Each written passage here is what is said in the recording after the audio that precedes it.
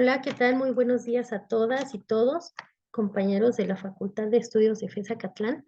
El día de hoy quiero compartirles un trabajo realizado por el doctor David Ulises Palma, quien es catedrático en esta honorable facultad y quien ha realizado un trabajo muy simbólico para explicarnos en qué consiste el sistema de nulidades, qué es un acto administrativo y cómo podemos nosotros en nuestra vida jurídica conocer estos mecanismos para detectar cuando un acto de autoridad está transgrediendo la norma y que está afectando los derechos humanos de una persona a quien se le pretende aplicar este acto administrativo.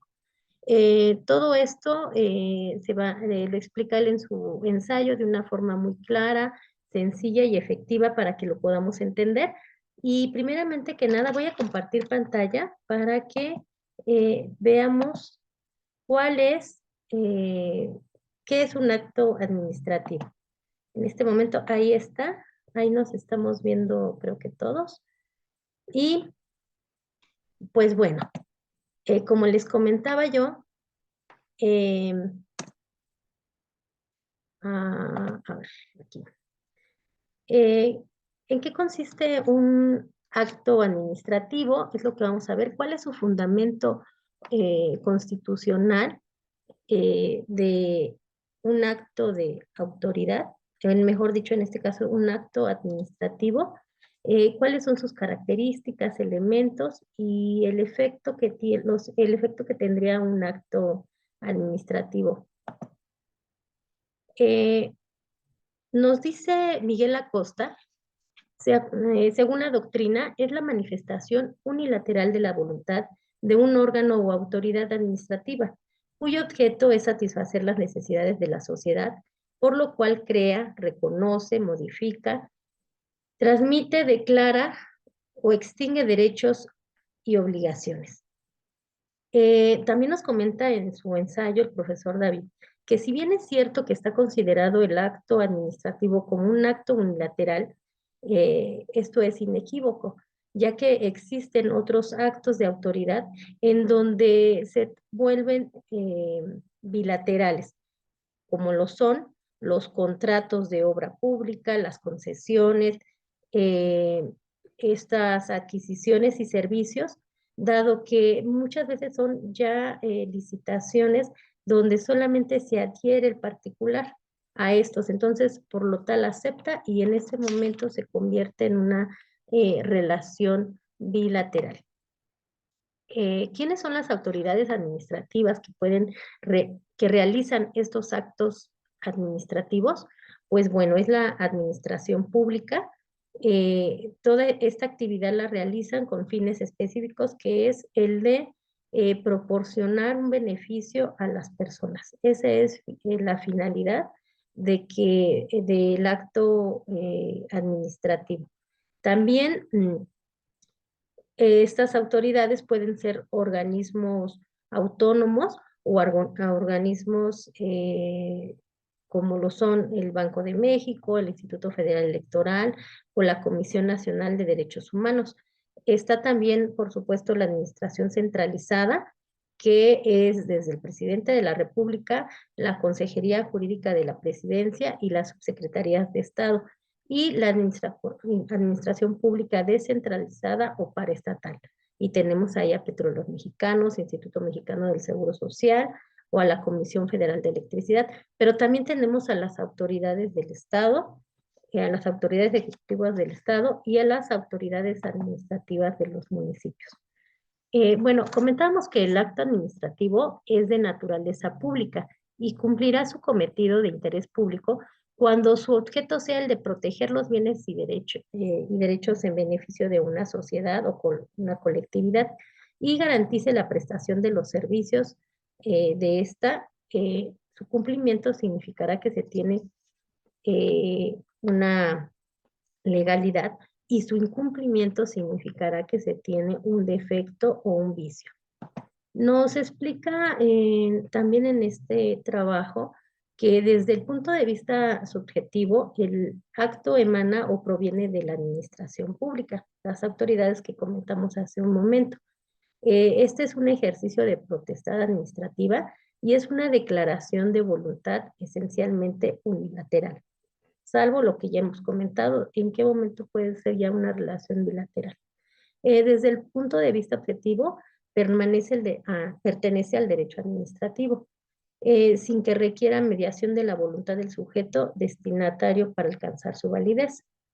Digamos que esas son las características del acto administrativo y pues bueno, aquí mencionamos los elementos, que es el elemento subjetivo, que son los sujetos, el elemento objetivo y la causa o el contenido del acto administrativo. Eh, Me gustó mucho el análisis que hace un doctrinario, que es Jean-Claude Trompetit.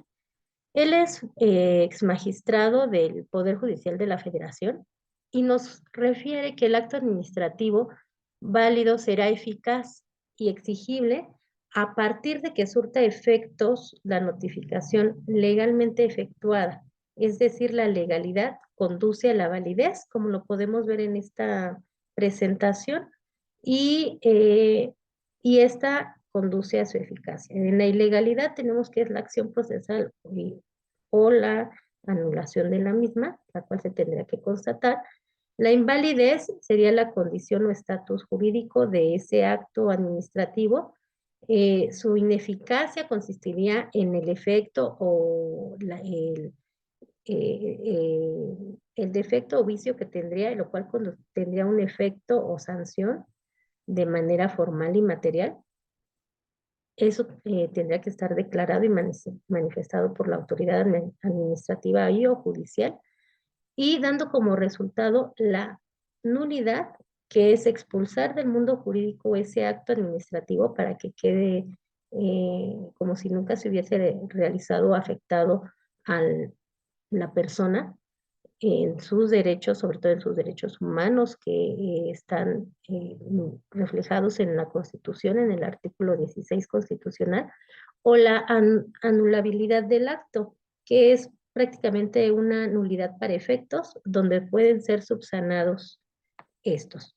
Eh, También es importante que comentemos que aquí comparta, el doctrinario nos dice que el acto administrativo es válido y será eficaz y exigible a partir de que surta efectos, como lo comentábamos, a partir de que surta efectos la notificación. Vamos a pasar a la siguiente y vamos a ver que en este sistema de nulidades se exterioriza de la manifestación de una autoridad.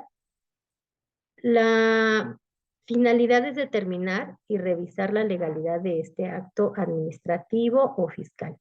Este sistema básicamente consiste en los pasos que la persona, a través de su abogado, considere que existe un vicio o un defecto en el acto administrativo, como puede ser el debido proceso, el cual ha violentado su derecho humano y puede ejercer una acción contra ese acto administrativo frente a la misma autoridad o frente a un tribunal de justicia administrativa. Y bueno, aquí estamos viendo que existen dos vías. Primeramente, los procedimientos administrativos, el cual sería a través de un recurso de revisión que está contemplado en la Ley Federal del Procedimiento Administrativo. También puede ser a través del recurso de revocación que marca el Código Federal Fiscal en el título quinto, o el recurso de inconformidad ante un acto de autoridad del IMSS, ISSSTE o de alguna otra autoridad. Y finalmente tenemos la vía judicial, que en este caso sería a través del juicio contencioso administrativo ante el Tribunal Federal de Justicia Fiscal y Administrativa a través del juicio de nulidad, el cual está contemplado en la Ley Federal del Procedimiento Contencioso Administrativo. Y pues bueno, es importante referir que la nulidad es la declaración de la autoridad competente que cesa la eficacia y las consecuencias de un acto administrativo, que en su momento contó con una presunción de validez y eficacia. retrotrayéndola al pasado, teniendo efectos constitutivos para el demandante. La anulabilidad en su caso consistirá en la reposición de algunos elementos o requisitos del acto en una resolución o sentencia. Esto nos lo refiere nuestro doctor Ulises Palma en el ensayo que les he comentado.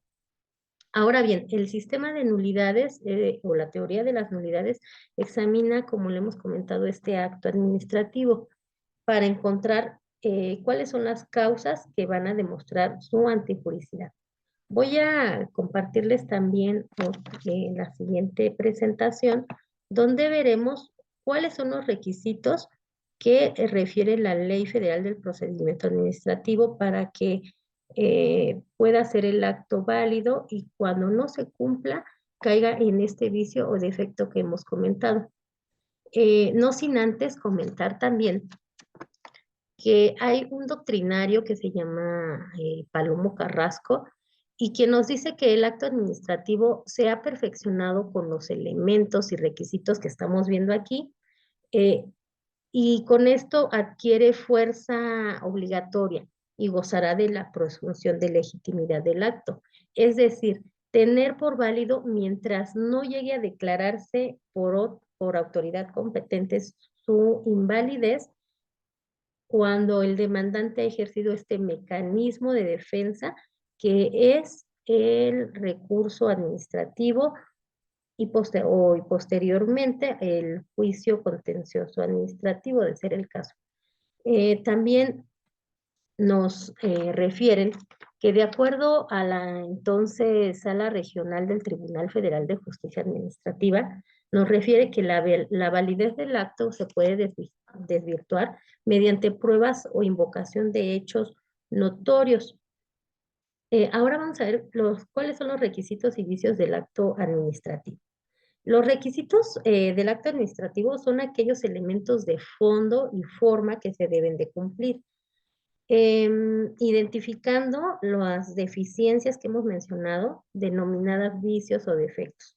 Y según su gravedad, el órgano jurisdiccional o la autoridad administrativa declararán esta nulidad o anulabilidad de la que hemos estado hablando. Los elementos esenciales del acto administrativo están establecidos, como lo comentábamos, en el artículo 16 constitucional. El elevón de la categoría de derecho humano, el cual debe de ser por mandato de autoridad competente, debe ser por escrito, pero sobre todo debe de ser fundado y motivado. Es decir, ¿cuál es la causa legal que da origen al procedimiento? Su incumplimiento es una clara violación, como lo hemos comentado, al derecho humano del actor. Para que caigan este supuesto, los vamos a ver en esta tablita que les he compartido, que es donde refiere, vamos a regresarnos, nos pasamos hasta la siguiente. En las fracciones 1 al 10, bueno, hay dos que ya fueron derogadas, pero en la fracción primera nos dice que deberá de ser expedido por órgano competente. Cuando se cumple, quiere decir que fue el acto administrativo emitido por una autoridad que tiene esta facultad, la cual está contenida primeramente en el artículo 16 constitucional y posteriormente en las leyes, reglamentos o decretos que existen. Se debe de expresar de manera y fundamentar el acto y es un derecho humano del gobernado que hemos mencionado. Cuando no se cumple, es que tiene este vicio de efecto, caemos en el supuesto de que es un acto de ilegalidad o que puede ser que sea emitido por una autoridad incompetente y por lo tanto tendríamos que interponer un recurso de revocación. La fracción 2 se refiere al objeto determinado o determinable.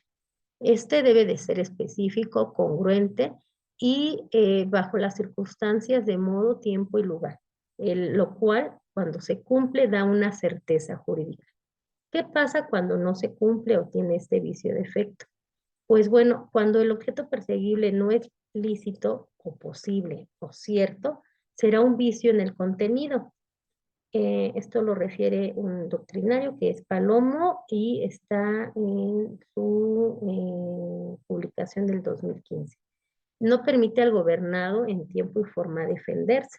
El hecho de que no sea claro este objeto o que carezca de en qué tiempo o en qué lugar se debe de presentar el recurso de nulidad, pues bueno, lo deja en estado de indefensión al demandante o al demandado. La tercera fracción es la finalidad. Esta, como comentábamos, debe de ser de interés público o cometido del Estado o ambos. Y cuando no se cumple, eh, es un defecto o vicio que va a proceder a la anulación cuando persigue otros fines. La anulación en este caso será lisa y llana. Bueno, también otro elemento necesario es que sea por escrito, que contenga la firma autógrafa o electrónica. Esto es un requisito formal y es un elemento clave elevado a rango de existencia del acto, la exteriorización de la voluntad, lo cual nos da la igual certeza jurídica sobre su emisión y contenido. Eh, si no se cumple o tiene este vicio de efecto, la causal será la ilegalidad encaminada a declarar la nulidad también lisa y llana. En estos cuatro supuestos que hemos manejado, el efecto serán esos, los cuales vamos a ver. También están aquí en las siguientes fracciones.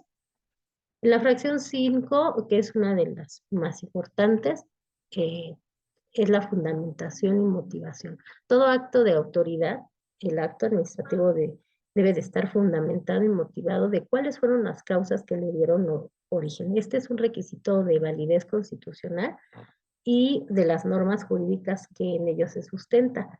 Es una obligatoriedad de la autoridad que cumpla con este requisito y es un derecho humano para todo gobernado. Cuando no se cumple o tiene este defecto, eh, trasciende una violación a la garantía de la legalidad cuando se citan preceptos legales, pero son inaplicables, es decir, que la autoridad refiera en base a tales artículos, pero que no tengan similitud o sean compatibles con el acto o la sanción que se le pretende dar al demandado. La indebida motivación, o sea, esto es que la motivación no sea ajustada a la norma citada. También tenemos como una causa de nulidad el debido proceso. Cuando se cumple eh, este debido proceso, es que está emitido o está sujeto acorde a las disposiciones de la ley procesal, que cumple con la formalidad y que cumple con el derecho de contradicción, a la debida defensa, al derecho de audiencia, a la contradicción, el derecho de legalidad, el derecho de certeza, el derecho de probar, y lo cual trae como consecuencia una certeza jurídica. Obviamente, la fundamentación y motivación es una pieza esencial en este debido proceso. Cuando tiene un defecto o un vicio, no cumple con el debido proceso, es porque no reúne las formalidades de ley y las establecidas como derecho humano al debido proceso. Por ejemplo, la notificación, una mala notificación o que la notificación no sea por escrito o no cumpla con cada uno de los señalamientos que nos cita la norma para que la persona pueda ser notificada y emplazada. También en la fracción 8 nos refiere que debe de estar libre de error sobre el objeto, causa, motivo o fin del acto. Cuando no se cumple, estamos hablando de que es un acto ilícito. La novena fracción nos habla sobre que tiene que estar libre de dolo o error.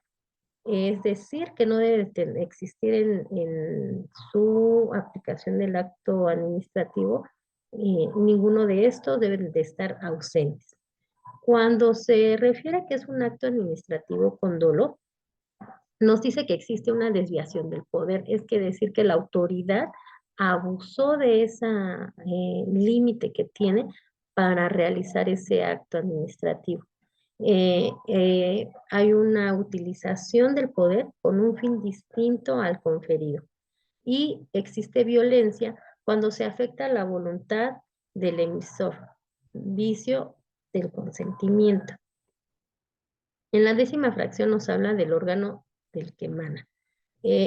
Cuando se cumple, debe de reunir las características de saber en qué órgano o en qué dependencia se emitió ese acto administrativo, número de expediente, en dónde se ubica la oficina, cuál es su ubicación, que señale el rubro y todos los elementos para que pueda ser identificable de qué autoridad está emanando ese acto. En todos estos casos de la fracción 1 a la 10, encontramos que cuando no se cumple, hay un defecto o vicio, va a tener un efecto, el cual consistirá en la nulidad absoluta, plena y llana, el cual serán causas graves contra el orden público de las leyes y de la inexistencia de los hechos. Es una clara violación a derechos humanos que trasciende el sentido de la resolución. Por lo tanto, dejará sin efectos y se hace retroactivo al pasado. Será un acto inválido o inexistente. Ahora bien, de las fracciones 12 a la 17, en estas acciones procesales caen en el supuesto de la anulabilidad. ¿Qué pasa cuando se cumple el acto administrativo? Bueno, quiere decir que va a seguir siendo vigente, eficaz y en su momento procesal ejecutable. El documento que expide la autoridad debe de ser sin error al referir el número de expediente, el número de las personas o a quien va dirigido. Cuando no se cumple o existe una causa o defecto, hablamos de un vicio que violenta el derecho humano a la certeza jurídica. Si bien este es un requisito que puede ser de cierta forma subsanable, a lo mejor que falte el número de expediente o el nombre no sea el correcto y se vuelva a realizar el acto administrativo o se vuelva a notificar, sí crearía un vicio que violentaría el derecho humano de la persona. Entonces, ahí va a consistir mucho en los argumentos y el fundamento que nosotros demos para que no caiga en una anulabilidad del acto, sino en una nulidad del acto. También otro requisito es que debe de contener el lugar y la fecha. Debe ser muy puntual en el documento que se está extendiendo. Cuando no se cumple, bueno, también comentábamos, se puede subsanar y si no es puesto que no es un acto relevante. Tenemos la notificación, mencionando la autoridad, año, expediente y la oficina para su consulta. Cuando no se cumple esta notificación conforme a la norma, es un vicio que genera y la falta de certeza jurídica y comentábamos, deja al demandante en un estado de indefensión. Debe de referir los recursos, cuáles son los recursos que se deben de accionar y el plazo para hacerlo. Hacer mención del recurso o juicio en el plazo para impugnar le da certeza jurídica al acto. Cuando no se cumple, pues bueno, también es un subsanable, excepto en fiscal, se dará, si no lo refiere, simplemente se dará un doble plazo para poder impugnar. Eh, la 17ª requisito nos habla que se deben de especificar los puntos propuestos por las partes establecidas en la ley. ¿Qué quiere decir esto? Que se debe de agotar el principio de exhaustividad, el cual está considerado en el artículo 17 constitucional. Es decir, que se debe de cumplir con la plenitud o agotar todas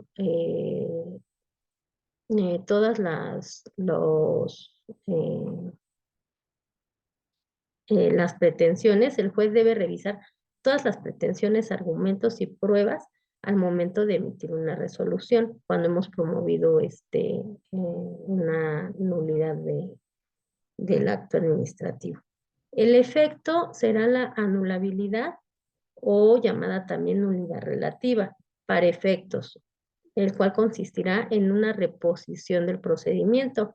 Existen estos defectos y vicios que son también de ilegalidad, pero pueden subsanarse, no se consideran graves y el efecto es que el acto seguirá siendo válido, la autoridad precisará eh, los efectos subsanando para que continúe siendo eficaz. No trasciende en el sentido de la resolución la ausencia de alguno de estos requisitos. Bueno, como ya comentamos, el sistema de nulidades consiste en todos estos pasos que tiene que llevar la persona que considera se ha transgredido o violentado algunos de sus derechos o tiene un vicio o defecto el acto administrativo que de él quiere recaer. Y bueno, mencionábamos cuáles eran los recursos. Aquí en la presentación nombré el recurso de revisión y cuáles son lo que debe de cumplir. Vamos a ver esto por acá. ¿Sí se ve? El recurso de revisión está considerado en la Ley Federal del Procedimiento Administrativo. Debe de ser escrito ante autoridad que emitió el acto. Eh, la autoridad superior será quien resolverá de este recurso. Aplica a los actos, procedimientos y resoluciones de la Administración Pública Centralizada, como comentábamos, de los organismos descentralizados, de las paraestatales o organismos autónomos. A los servicios que el Estado preste de manera exclusiva y a los contratos celebrados con los particulares. La posición alegada durante el procedimiento será en un plazo de 15 días a partir del día siguiente a la notificación. Su interposición de este recurso va a suspender el acto reclamado para que en los siguientes 5 días, solo si se solicita expresamente, si es procedente, pues bueno, quedará sin efectos y si no, siga el perjuicio, siempre y cuando no encuentre un perjuicio del interés social. También nos habla de que no debe de ocasionar daños y perjuicios en multas y se debe de garantizar el interés fiscal. En la ley supletoria para el recurso de revisión es el Código Fiscal de Procedimientos Civiles. Y bueno, aquí refiere que de este recurso de revisión está excluida la materia fiscal, laboral, agraria y y que también están excluidos la responsabilidad de servidores públicos. Y tenemos el juicio contencioso administrativo. El juicio, como todo proceso de demanda, como todo proceso judicial, debe de cumplir con todos estos requisitos, se debe de, y pasos en el procedimiento. Es decir, se tiene que promover la demanda, dar contestación a la misma, promover los incidentes que consideremos iniciados para referir a lo mejor esta suspensión del acto administrativo y que se tomen las medidas cautelares como es que se queden sin efectos hasta que no se resuelva el juicio. Se deben de referir los alegatos que van a sustentar o mejor dicho, van a ser más claros y precisos sobre por qué creemos que el acto administrativo no ha sido debidamente fundamentado o motivado. Se eh, presentarán las pruebas y se hará el cierre de instrucción. Posteriormente pasaremos a la fase de alegatos finales, en donde nuevamente se van a insistir el por qué creemos que el acto de autoridad, el acto administrativo es ilegal o tiene algún vicio o un defecto para que la autoridad administrativa, no, en este caso la autoridad judicial, emita su sentencia. Los recursos que tenemos en el juicio contencioso administrativo son el recurso de reclamación y revisión. El Pleno de Tribunal podrá ejercer su facultad de atracción para la resolución de los recursos de reclamación. En caso, esto va a suceder cuando sean de trascendencia pública o social y cuando sea para fijar jurisprudencia. Bueno, finalmente, como conclusiones y como hemos visto, a través de la lectura de este trabajo que nos han proporcionado y que es muy atinado, claro, eficiente, nosotros estamos examinando qué es un acto administrativo, su fundamento constitucional y la ley reglamentaria eh, de este acto administrativo, y en donde el estudio del sistema de nulidades nos proporciona los mecanismos de cómo impugnar el acto de autoridad que tiene un vicio o defecto. Todo lo anterior a través de desmembrar el acto de autoridad y con ello descubrir dónde están esos defectos o vicios y que nosotros nos vamos a hacer valer en una nulidad absoluta, plena y llana, como también se le conoce, cuando los mismos violenten los derechos humanos reconocidos en nuestra Constitución y o en los tratados internacionales, y con ello revocar el acto de autoridad para que cese sus efectos jurídicos, que es básicamente el objetivo que se busca cuando entablamos este eh, procedimiento donde se solicita la nulidad del acto o bien la anulabilidad, cuando el acto de la autoridad tiene un defecto, pero que este puede ser subsanado. Bueno, pues de mi parte es todo. Muchas gracias y nos estamos saludando en la siguiente presentación. Buenas tardes. Voy a dejar por aquí nuestras fuentes de consulta y pues agradecerle al maestro David Palma por este ensayo. Ojalá y nos pueda compartir más.